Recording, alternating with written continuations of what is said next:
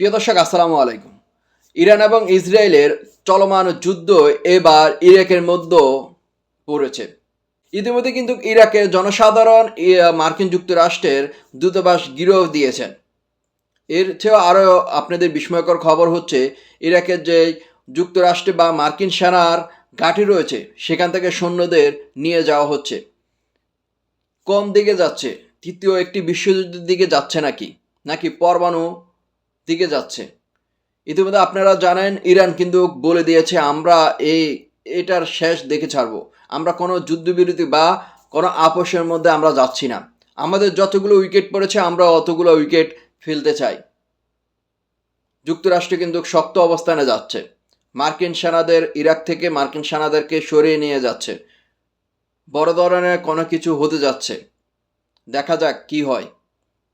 আপনারা যারা ভিডিওটা দেখছেন অবশ্যই ভিডিওটা শেয়ার করবেন আর দোয়া করবেন।